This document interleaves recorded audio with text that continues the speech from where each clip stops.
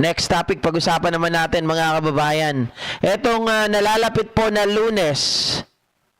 Ngayon ay 21, no? Pagdating po ng Lunes 23, ay magkakaroon po ng rally ang mga pari at ang simbahang Katoliko diyan po sa EDSA. Nalaman po ito ng mga DDS. Kaya ngayon, grabe po ang kanilang ginagawa o propaganda para pigilan, mga kababayan, ang mangyayaring rally. Oy, GP, bakit mo nasabi na ang rally na ito ay pipigilan? Aba, sinabi po mismo, mga kababayan, ng mga DDS dito. Ito po, nakalagay dito. Teka, Larry Gadon, alis ka muna dyan. Pangit naman yung sinabi mo eh. Ito muna kami.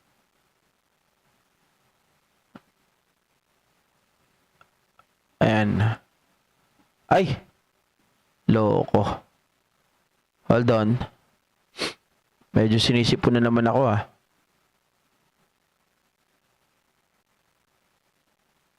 Ayan, mga kababayan. Hindi makita ng buo ah.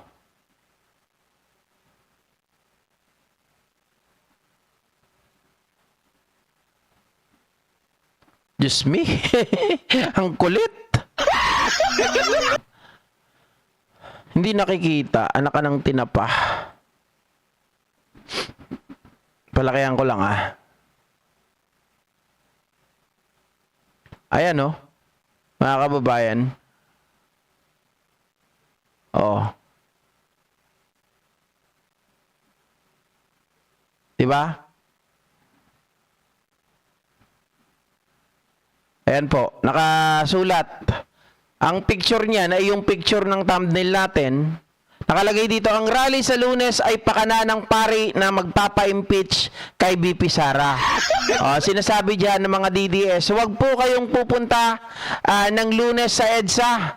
Rally yan ng mga kalaban natin. Rally yan ng mga kampon ng kadiliman. Teka, may mali ata. Rally daw yan ng mga kampon ng kadiliman. Di ba, mga ka-GP Natics, ang sinabi ni Harry Roque, na sila daw ang mga kampon ng kadiliman at kasamaan. Sila, yung mga DDS. Ba't sinasabihan nila yung mga pare na rally yan ng mga kalaban natin, rally yan ng mga kampon ng kadiliman?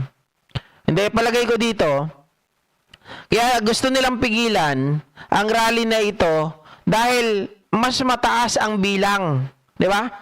Ma'am Criselda pare, shoutout po. Mas malaki ang bilang ng mga kababayan natin o ng mga Katoliko kapag sila po ang nag-rally kumpara po sa mga DDS. So, GP, ito ba ay nangangahulugan ng selos ba to o ano? Mga kababayan, hindi. Lalabas po dito na mukha silang tanga. Kasi kapag mas marami po ang lumabas sa EDSA ng Lunes, tapos yung nakikita natin sa mga DDS na inaraw-araw na nila doon sa EDSA, wala pa rin tayong makita kung hindi puro vlogger, di ba? Parang EDSA vlogger na, EDSA people vlogger ang nakikita natin doon ay mapapahiya ang mga DDS. Kasi sila, sabi nila, protect BP Sara, no to impeach BP Sara. Pero wala po ang nagpapakita, wala pong mga tao na nagpupunta doon sa EDSA. Diba? Sila-sila lang ang naglulukuhan, sila-sila lang ang naggagaguhan. Pero pag lumabas po ang kaparian, ang simbahang Katoliko sa EDSA, mga kababayan, ay mapapahiya itong mga to. Ano ang ibig sabihin mo, GP? Kasi, pag maraming pumunta doon sa Lunes, marami ang nagpakita ng simpatya para sa mga pare na ipa-impeach si Sara, lumalabas na mas marami ang gusto po na ma-impeach si Sara kesa sa mga gusto na magligtas kay Sara. Diba? Ito sabi ni Father Labiao Jr., Sir Antonio. Sabi niya, taos puso kaming umaasa na kayo at ang inyong organisasyon ay makikisa sa amin sa adhikaing ito upang iparating ang buong tatag sa ehekutibo at lehislatura ng pamahalang ito, nabatid namin ang kanilang maling gawain at tama na, sobra na. Ayun, mga kababayan. Tama na, sobra na daw. Yung ginagawa nila Inday Sara, ng mga Duterte, mga kababayan, kaya gusto po nila na ma-impeach. Sabi ni The Toxic Heart PBBM, after ng impeachment, imprison mo naman si Sara. Ma'am Priscilla Kojima, shoutout po. Shades, yung airport din, sana Manila International Airport. Or sabi ni AI Jarak, sure ka ba sa sinasabi mo? What?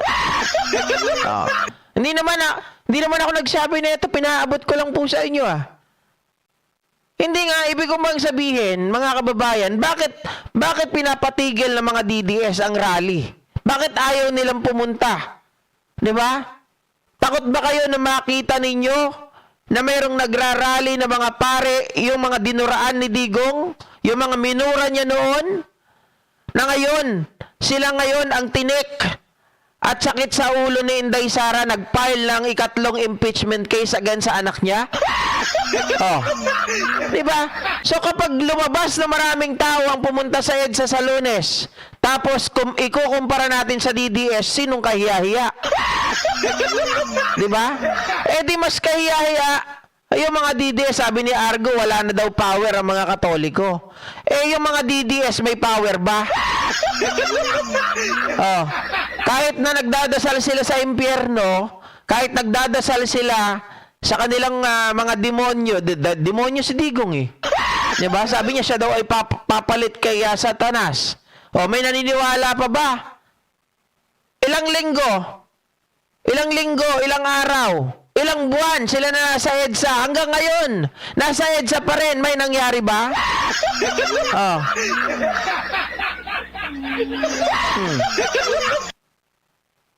Hindi ba? Mga kababayan?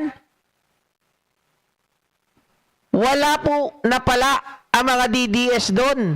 Ang ginawa lang doon, inaraw-araw para manghihingi ng pakulay at palipad. Diba, Sir Leo?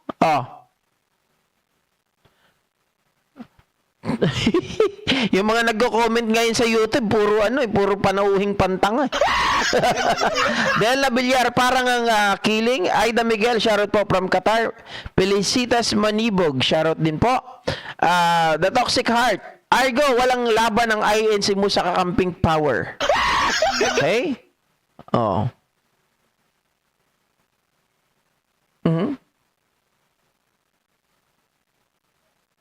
Sabi ni Argo, host, may power pa DDS, pasok sa Magic 12 ang mga DDS senator. Sino? Sino ang merong power? Si Bongo? Si Bongo na lang ang natitira doon Paano? Parang hindi makakapasok si Bongo. Ang ginagawa niya, wala pang eleksyon. So, umasama ka agad doon kay Amy Marcos sa pagdidistribute ng AX at DSWD. Tapos maraming nabubudol sa kanyang tawag dito, malasakit center kuno, ulul. Joshua, shoutout sa'yo. Danilo Garbo, parang bata ko. Sinong bata magsalita? Tita Josephine Makatula, shoutout sa'yo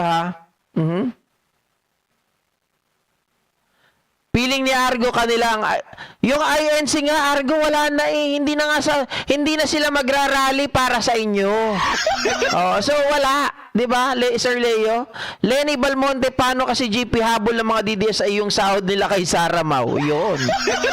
Kaya nandun Siguro si Sara Duterte, mga kababayan, yung mga pinapapunta nila sa EDSA Friday Group, na hindi na EDSA Friday Group Team EDSA na Araw-arawin ba naman doon? Araw-arawin nilang pwede naman pwedeng maging tanga, wag lang araw-arawin.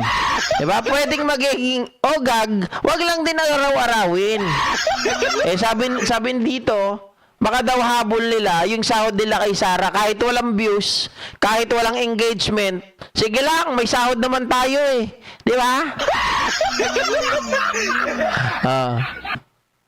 Sabi ni Marilu Talaogon, 86% sa Pilipinas ay Catholic.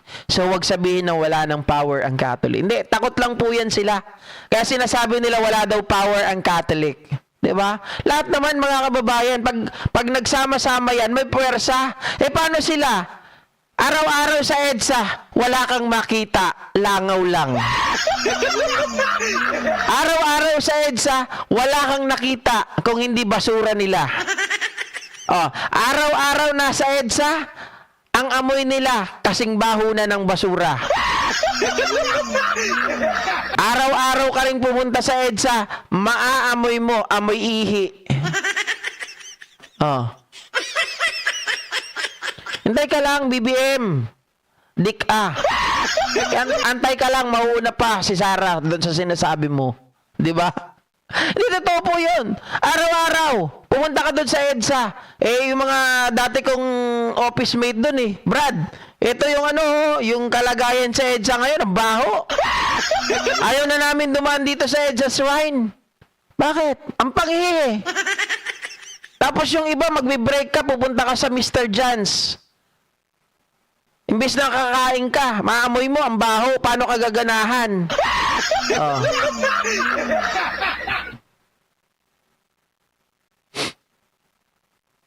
Si Bongo lang ang nag-manage ng malasakit. Hindi po, siya eh.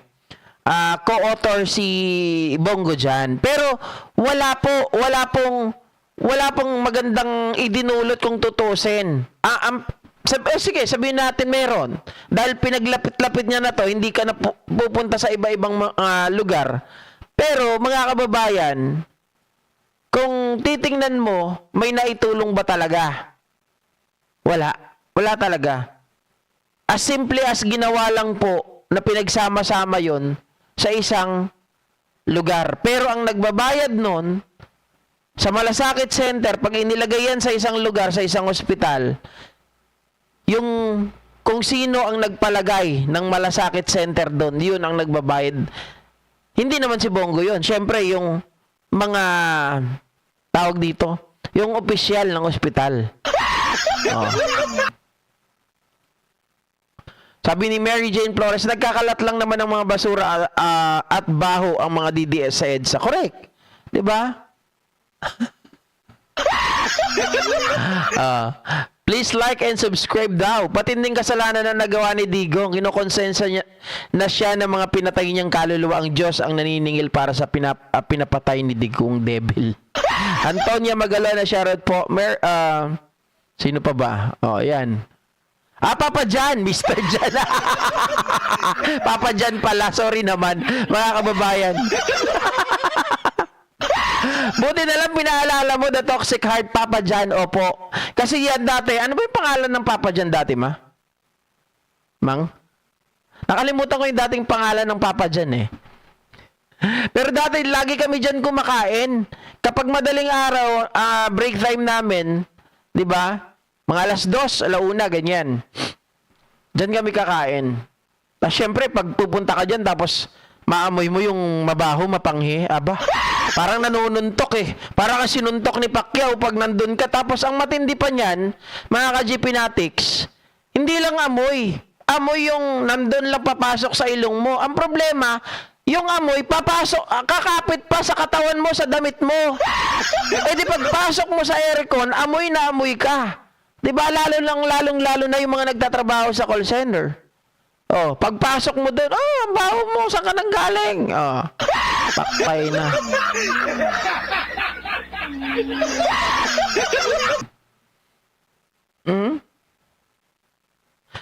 Di ako makabonggo pero mas abot kamay yung malasakit talaga sa mga ospital. Malaking tulong PCSO daw. Kinukuha ang budget ng malasakit. Hindi po. Teka lang. Wala, Sir Leo, mali po yan ha. Wala pong pondo ang malasakit. Okay? Wala pong pondo ang malasakit. Ang may pondo ay yung nasa loob ng malasakit.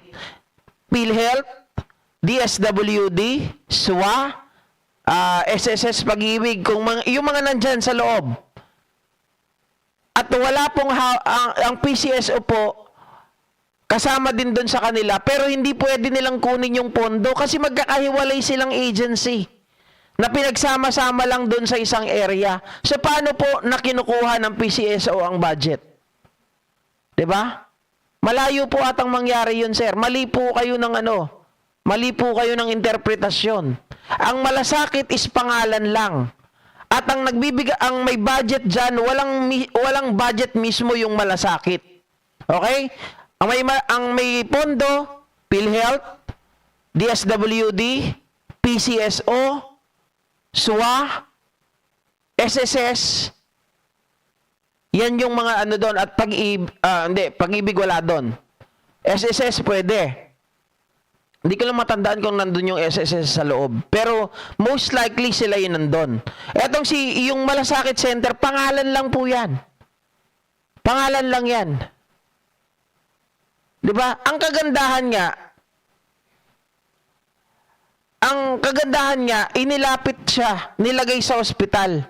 Pero, ang nangyayari, kapag ang ospital ay lugi. Kasi ang ospital ang nagbabayad doon sa kwarto ng ospital. Which is yung mga kuryente, lahat ng mga aparatos dyan, at kung ano-ano pa na ginagamit nila sa kanilang pang-araw-araw. Di ba? Binabayaran yan ng ospital. O, paano pag ang ospital walang pambayad? Nalugi na. Yun ang kulang eh. Oh, ginagamit lang ni Bongo yun.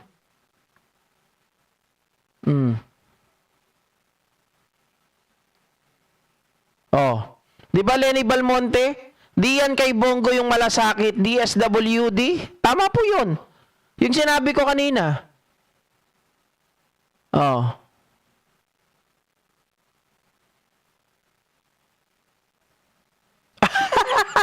Bayad ni politiko? Sino po yung may bayad ni politiko? Sorry po YouTube lang po ang nagbabayad at si Facebook. Si Facebook after 6 months bago may bayad. Oh. Jerry Mantile tama ba? Jerry Mantile. Tama ang explanation mo, Idol, about malasakit. Oh, Sir GP, uncles dyan pala. Oy, uncles dyan pala. Mali tayo parehas. Uncles dyan, Papa dyan, Mr. dyan, Papa dyan kanina. Uncles dyan pala. Tama po.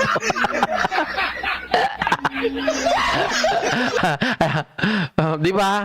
Oy, ganun talaga tao tayo nagkakamali. Uncles dyan pala. Sabi mo, Papa dyan. Ikala ko taba ka na kanina. Sky Bright, Digong Duterte, Sara Duterte, Baste. Robin Padilla, sila ay puro paninira, hindi matitino na tao. Doc Peli Perez, yon ministap ang dating pangalan ni Uncles Jan. Si Papa Jan. Na ano rin no, na biktima rin si Doc Peli Perez, si Papa Jan din ang sinasabi niya. Uncle Jans po. Ninita Umali, dinikit lang si Bongo ni Digong para masabi kay Bongo ang malasakit.